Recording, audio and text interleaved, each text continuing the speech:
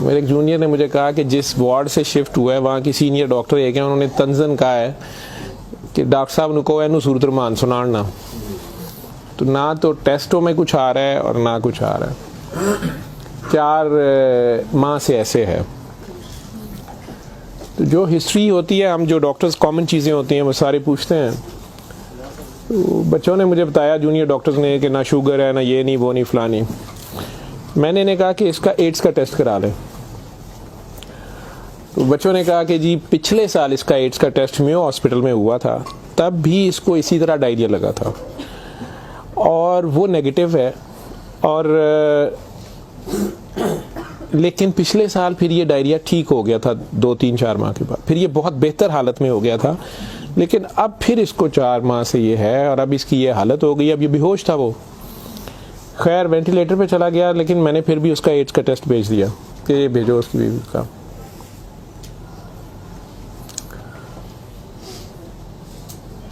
सूरह रहमान हमारे आईसीयू में वैसे ही लगती है, सुबह दोपहर शाम, कई बार मिस हो जाए, दिन में कम से कम एक बार ज़रूर लग जाती है। कोई ना कोई डॉक्टर नर्स ड्यूटी अपनी समझ के इसको लगा देते हैं। वो भी लग रही थी, सारे पेशेंट्स थे। जहाँ तक जितनी मेरी याददाश्त साथ देती है कि तीसरा दिन था तो मेरी जूनियर डॉक्टर का मुझे फ़ोन आया, बड़ा पैनिकी। उसने कहा कि सर ये पेशेंट जो है इसकी हालत तो ख़राब ही है, वैसे ही है, बेहतर नहीं हो रहा ये वाला पेशेंट। इस पर अचानक एक चेंज आई है कि ये सूरह रहमान जब भी लगती है, मैंने नोट किया है, लेकिन नर्सेज सुबह से बता रहे थे, लेकिन मैंने ये नोट किया अब कि जब भी लगती है इसके नाक और मुंह से वैसे उसके पाइप डाला हुआ था, फेफड़े, हम सांस उसको मशीन, सांस वाली मशीन से जो है ना वो उसके लिए पाइप डाला हुआ था, नाक में भी एक नाली थी मैदे के लिए, बेहोश था। उसने कहा जी इसके नाक में से सुंडियां उबलना शुरू हो जाती हैं बाहर को, और नर्सेज इसके ऊपर ड्यूटी करने से तंग हो रहे हैं। तो अब शक्कर एक मशीन होती है जिससे हम मरीज के अंदर से एक बलगम निकालते हैं जो नेगेटिव प्रेशर से सक करती है। तो सर इसको हम सक करते हैं, लेकिन ये नहीं समझ आ रही कि ये कहाँ से आ रहे हैं। मैंने कहा इसके मैदे से खींच के देखे, उन्होंने कहा जी उधर से नहीं आ रहे। मैं कि इनकी सांस वाली नाली से आ रहे हैं, जी उसमें से भी नहीं आ रहे। लेकिन जब सूरह रहमान बंद करते हैं ये ख़त्म हो जाते हैं, ये बाहर नज़र नहीं आते। यहाँ हमारी हड्डियों में खाली जगह होती है, उन्हें हम साइनस बोलते हैं डॉक्टर्स। तो मैंने कहा यार फिर इसके ये साइनस से आ रहे हैं, और मेडिकली हम इसे मैगट्स इन्हें कहते हैं। हम शुगर का मरीज़ बेचारा आखिरी स्टेज पे, कई बार उसके ज़ख्म बहुत ख़राब हो जाए तो उसमें कीड़े कई बार पड़ जाते हैं इस तरह। लेकिन ये चीज़ मैंने नहीं सुनी थी, और ना ही उसकी कोई, ना वो शुगर का मरीज़ था ना कुछ और था। मैंने डॉक्टर साहब से कहा कि आप जो है ना इसका ये तो अब एंटीबायोटिक्स जा रही हैं, सारा कुछ जा रहा है, वैसे इसके एड्स के टेस्ट का पता करें वो कब तक आएगा। तो मुझे लग रहा है कि इसकी क़ुव्वत मुदाफ़ियत कोई नहीं है, और ये कीड़े इस तरह पड़ गए।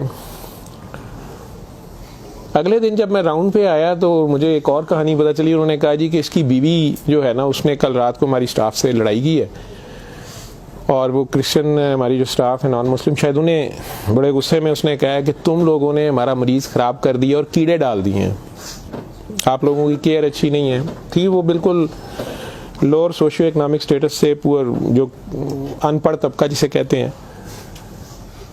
तो कहती जी उसने काफ़ी शोर डाला है कि मेरा मियाँ तो बिल्कुल ठीक ठाक था, ये कीड़े आप लोगों ने 3 दिन के अंदर डाल दिए हैं।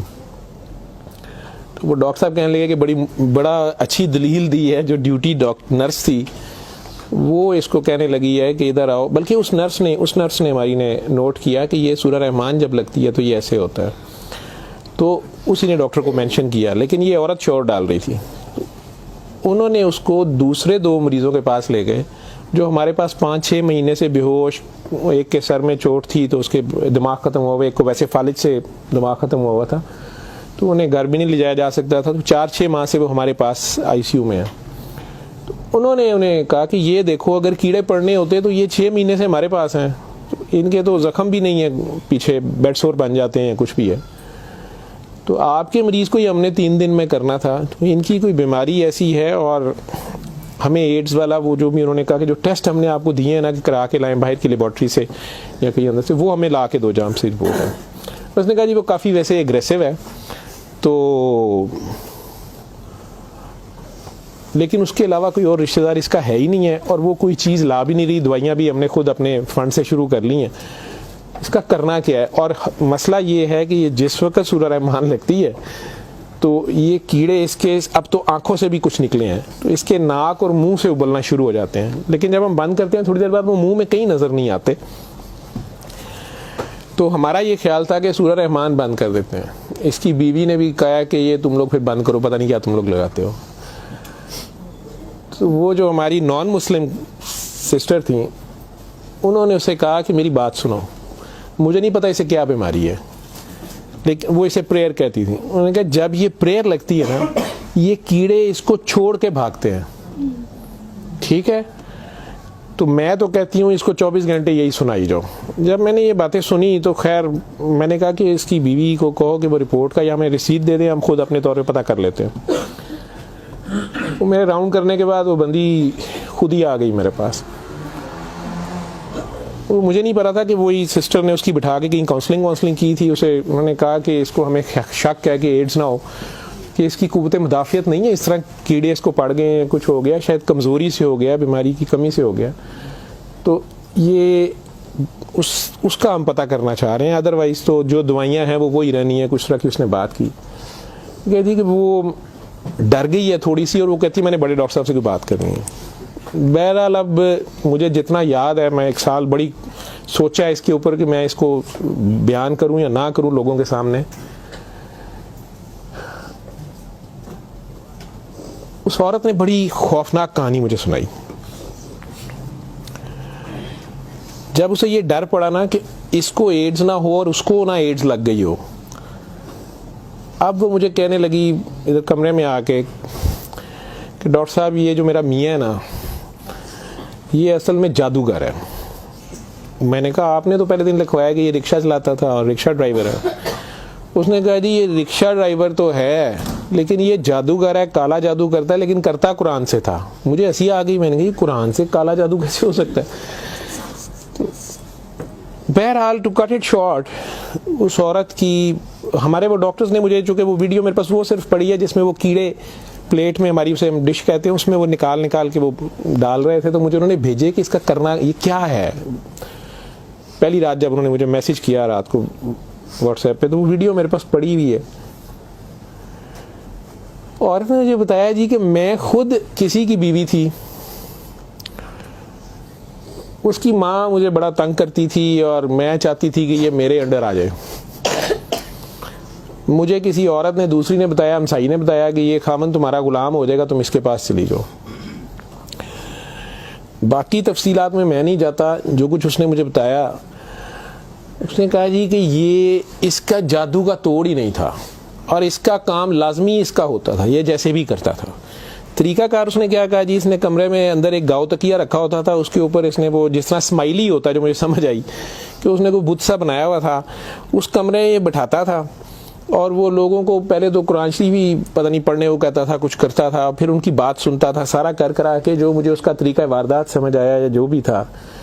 उसने कहा जी कि जो गरजमंद होता था ना, वो दीवाना, औरतें बड़ी दीवानी होती थी, ठीक है, या यंग लड़के लड़कियां कि मेरी वहाँ शादी हो जाए, वहाँ हो जाए, औलाद हो जाए, कई लड़के आते थे।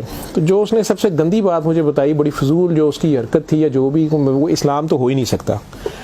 उसने कहा जी ये उन औरतों को, और अपने बारे में उसने कहा कि मैंने भी ये गलती की, मेरे से भी ये गुनाह हुआ, लेकिन मुझे गुनाह सवाब का इतना नहीं पता था।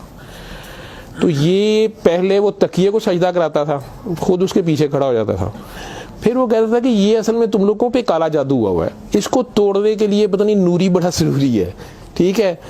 फिर वो हमें कहता था कि वुजू करके आओ, ठीक है, वुजू करके आते थे, वो पता नहीं कौन सी सूरत पड़ा, वो कई सूरतें मिक्स करता था। ये सब करते कराते 1-2 सेशनों के बाद कुछ नहीं लेता था। फिर जो ज़्यादा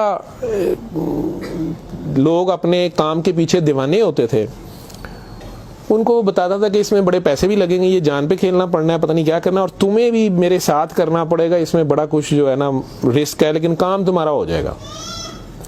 वो जो भी उसकी कहानियाँ थीं, जो उसको बाद में किसी और वजह से पता चली, जो मुझे वो बता रही थी कि जी ये औरतों के साथ भी और यंग लड़कों के साथ या मर्दों के साथ भी गलत काम करता था, फिर उन्हें अपना गंद खाने पे मजबूर करता था, फिर उन्हें पता नहीं कौन से कोई आयत, मतलब आयत बनाई हुई थी या कोई नाम था पता नहीं क्या, कि अरबी के जी ये पढ़ के ना तुमने ये मिक्सचर जो है ना, ये हंडिया पकाते हुए थोड़ा सा बीच में गंद डाल देना है और अपने खामन को खिला देना है, या उस लड़की को खिला देना है, या उसको खिला देना है। तो मैं अपने खामन के साथ ये सारा कुछ किया मैंने। अब मुझे बताएं कि जब वो उस बंदे के साथ ही सो गई तो उसके खामन तो वो रहा ही नहीं है ना, तो ना वो मुसलमान रही है ना वो ये हरकतें सारी। अब उसके बाद बकौल इन खातून के, इस लड़की के, कि जी वो खामन जो मेरा था उसमें तो तब्दीली नहीं आई, उसने मुझे फुल मारना शुरू कर दिया और मुझे इसकी, मेरे तड़प इसकी तरफ भागती थी कि मैं इसके पास आऊँ। तो फिर मैंने इसके पास वैसे आना शुरू कर दिया कि मैंने तुम्हारे साथ शादी करनी है, मैंने उधर से तलाक लेनी है, मैंने ये करना है वो करना है। तो मैं उन्हें बताए बगैर इसके पास आ गई। इसके साथ मैं 6 माह रही, इसने कहा कि फिर ऐसे ही रहना पड़ेगा और इस सारे काम में मैं शामिल हुई। तो इसने वैसे मुझे कहा कि निकाह हो गया है हमारा, कुरान शरीफ पे इसने निकाह किया, उसने कहा हम दोनों की रजामंदी निकाह है, वो पीछे से तलाक लेके नहीं आई, ठीक है। उसके बाद इसको ये डायरिया लग गया। डायरिया लगने के बाद ये कहती है कि जी मेयो अस्पताल में जब हम थे 4 महीने हमें हो गए और बुरा हाल था इसका पिछले साल। तो ये एक दिन मुझे कहने लगा कि मैं कहता हूँ कि मैं अल्लाह से तौबा कर लूँ, अल्लाह मेरी जान बख्शी कर दे तो मैं तौबा करूँ और मैं ना अब रिक्शा ही चला के उसमें जितनी रोटी रोजी होगी तू मेरे साथ गुजारा कर लेगी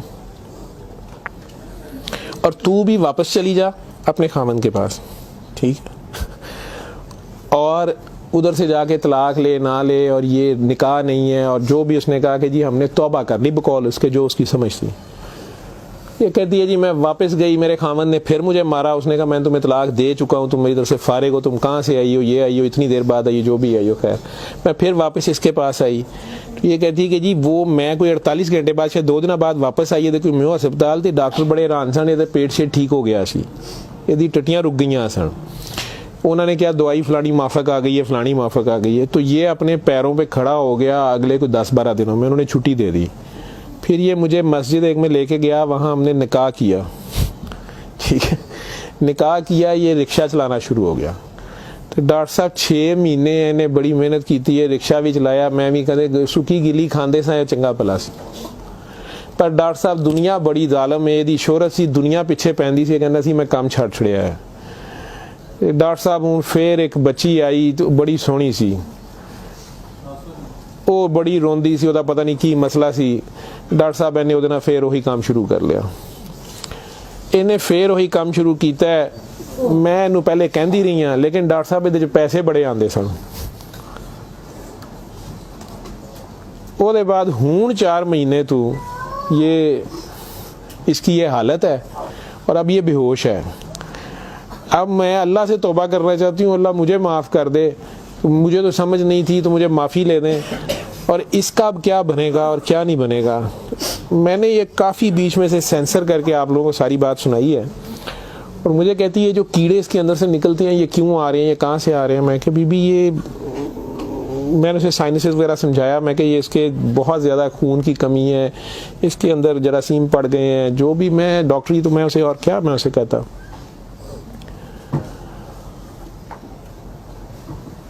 और उस वक़्त सारी बात सुना के तो उसने वो रिपोर्ट अंदर से निकाली और मुझे कहती है जी ये रिपोर्ट में तो इसको HIV की रिपोर्ट थी कि जी वो उत्थे रिपोर्ट वाले मैनू कहा है कि डॉक्टर साहब फौरन जाके दिओ ते तुसी लैबोरेटरी में कहीं पूछती रही। तो उन्होंने कहा जी तुसी उत्थों जाके पूछो। तो मैं दसिया मेरे खामन दी मैनू दसो, उन्होंने कहा तुसी अपनी भी कराओ। तो डॉक्टर साहब ये रात दी मेरे कोल है तो मैं मैनू तो नहीं बीमारी होएगी, मैं सूरत रहमान सुन ला। मैंने कहा जी आप भी सुने, 7 दिन सुने, मैं आपको क्या कह सकता हूँ। 1 दिन वो और जिंदा रहा, बंदा मर गया। आखिर तक उसके कीड़े वो आते रहे उसी तरह। जब भी वो सूरह रहमान लगती थी वो ऐसे होता था जैसे उबलते थे बाहर को, नाक से उसके, मतलब वो 1-2 नहीं होते थे कि जिन्हें आप पकड़ के साइड पे कर दें। मैंने बताया ना कि वो शक्कर मशीन रख के तो उससे वो शक्कर में हम शक करते थे उसको सारा, वो मशीन में जाते थे, लंबी सुनियाँ उसकी नाक से मुंह से। और तो माफी आखिर में वो औरत भी उसकी डेड बॉडी लेने में भी तैयार नहीं थी। नहीं जी ये मैं इन्हू कितने दबांगी, ये वो। मैं नहीं, अब इसको ये तो आप नहीं लेके जाना, हम हॉस्पिटल से हम और क्या कर सकते हैं। अल्लाह जाने कि ये साल पुरानी बात हमारे हॉस्पिटल में रह के गया है पेश। अव्वल तो मुसलमान ना जादू कर सकता है, अगर वो जादू वाला इल्म कहीं से सीख भी लेता है या अपने तरीके से वो समझता है वो जादू कर रहा है, तो वो मुसलमान नहीं रहता। एक चीज़, कुरान को ही लोग मिसयूज़ करते हैं, नापाक हालत में गलत तरीके से बड़ा कुछ करते हैं, और कई बार हम नासमझी में भी अपना खसारा बढ़ाते हैं, हमें समझ नहीं होती और हम कुछ चीज़ें करते हैं। कुरान खुद कह रहा है कि इससे मोमिन के लिए शिफा और रहमत है, और जालिम इसी में से अपने लिए खसारा बढ़ाते हैं। अपनी जान पे जुल्म करना भी जुल्म ही होता है। तो अव्वल तो मुसलमान जादू ना कर सकता है, ना किसी दूसरे पे करवाता है। अगर दूसरे पे भी करवाता वो मुसलमान नहीं रहता। जब आप जादू के चक्कर में पड़ेंगे, ये खुद शिरक है। आप अल्लाह बनने की कोशिश कर रहे हैं ना, आप अपनी मर्जी के रिजल्ट्स लेने की कोशिश कर रहे हैं, ठीक है, माफुकुल फितरत तरीके से, और फिर उससे ज़्यादा बड़ी बदबख्ती कि अल्लाह के कलाम को मिसयूज़ करके वो सारा करके, तो वो मुसलमान नहीं रहता। मैंने उस दिन भी बताया था, वो बच्ची अमेरिका से जो फ़ोन कर रही थी आप लोगों के सामने, यहाँ मैंने उसे कलमा शहादत पढ़ाया था, तो उसे दोबारा कलमा पढ़वाया था, क्योंकि उसको पता नहीं था। यहाँ वो आई तो वो उससे यही काम किसी और ने करवाया। वो मुसलमान रह ही नहीं गई हुई थी और खामन से लड़ाई उसकी चल रही थी, उनका आपस में फसाद हो जाता था, ठीक ठाक प्रॉब्लम में थे। उसे दोबारा से बावजू हो के आप कलमा पढ़ें। ज़िंदगी में अगर ऐसी कभी गलती कर दी है तो अल्लाह से माफ़ी मांगे, अल्लाह नबी से, और दोबारा से कलमा पढ़ के मुसलमान हो। दूसरा, अगर आप में से किसी को वहम है कि आप लोगों पे जादू है, तो किसी बाबे के पास जाने की ज़रूरत नहीं है। ये तो फटाफट आप लोग कहते हैं कि जादू बरहक है, और जी जादू नबी करीम सल्लल्लाहु अलैहि वसल्लम पे भी हो गया था। नबी करीम सल्लल्लाहु अलैहि वसल्लम ने उसको कैसे तोड़ा था, उन्होंने क्या तरीका बताया? एक बार सूरह फलक, एक बार सूरह नास, या आप 3 बार सूरह फलक 3 बार सूरह नास पढ़ लें, जादू ख़त्म हो गया। औज़ु बिल्लाहि मिनश शैतानिर रजीम पढ़ते ही ख़त्म हो गया। वैसे तो मुसलमानों पे तो होता ही नहीं है। मैंने सूरह मोमिनून की 89 आयत बार बार रेफरेंस दिया है, मैं किसी बहस में नहीं मजहबी में पढ़ना चाहता। अल्लाह बड़े वाज़ेह तरीके से उसमें बता रहे हैं कि इनसे पूछो, सूरह मोमिनून में 84 से 89 तक, इनसे पूछो कि आसमान और ज़मीन का मालिक कौन है, ये सारा कुछ किसने बनाया, ये फ़ौरन कहेंगे अल्लाह ने। इनसे पूछो तुम्हारी ज़िंदगी और मौत का हर चीज़ कौन फनी, कहेंगे अल्लाह में। फिर इनसे पूछो फिर तुम कहाँ से जादू कर दिए जाते हो, जब हर चीज़ का मालिक वो है तो फिर ये जादू तुम लोगों पे कहाँ से हो जाता है? ये हमारी अपनी सोच में होता है। 99% लोग तो साइकी के मरीज़ बने होते हैं, और ये असल में आपस की नफ़रत होती है हमारी आपस की नफ़रत, हसद, कीने, बुग़्ज़, लालच, हवस, ये जो हमारी सोच की लहरें हैं, ये ज़रूर एक दूसरे को डिस्टर्ब करती हैं। ये नज़र लग जाती है, माँ की नज़र अपने बच्चे को लग जाती है, प्यार से ही देख ले, उसको ज़्यादा एनर्जी चले गई, बीच में माशाल्लाह नहीं कहा, फोकस अल्लाह से हटा, बच्चे पे गया आपका। तो अल्लाह के रेफरेंस से उस बच्चे को देखें कि माशाल्लाह मेरा बेटा कितना प्यारा, तो फिर नज़र नहीं लगती है। ये बातें आपको समझाई गई हैं कि फोकस आपका अल्लाह रहे। नाउज़ बिल्ला, नाउज़ बिल्ला, नाउज़ बिल्ला, कई बच्चे मेरे साथ ज़्यादा प्यार से जब ज़्यादा चलते हैं, आप अल्लाह हैं, नाउज़ बिल्ला मैं अल्लाह कैसे हो सकता हूँ? फिर उन्हें मैं कहता हूँ कि बेटा ये कुफ्रिया कलमा है। किसी बात से कोई बंदा मुद्दतों से फंसा होता है, उसमें से निकलता है, कई बहुत बड़ी बात कर देते हैं। होश के लोग नहीं होते हैं, जब तक होश में नहीं होते हैं तो उस वक्त तक तो उन पे हद नहीं लगती, लेकिन जब होश आ गई है उसके बाद ये बात कुफ्र में आती है, और अल्लाह ये बर्दाश्त नहीं करता। आप नासमझी में भी कर रहे हो, बच्चा नासमझी में भी उल्टी सीधी हरकतें कर रहा हो तो माँ तो कान पकड़ लेती है, उसने भी उसे सिखाना तो होता है, उसे साबित तो कराएगा, पहचान तो करा के छोड़ेगा अल्लाह कौन है, अल्लाह कहाँ है। ठीक है,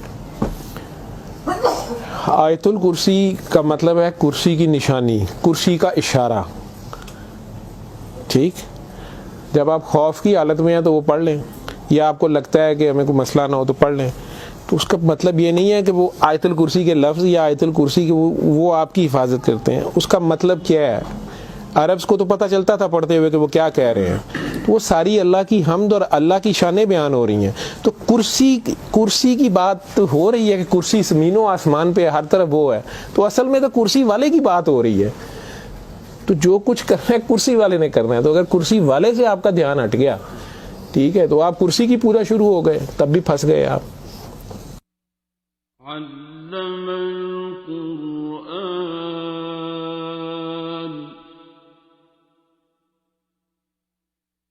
खलक़ल इंसान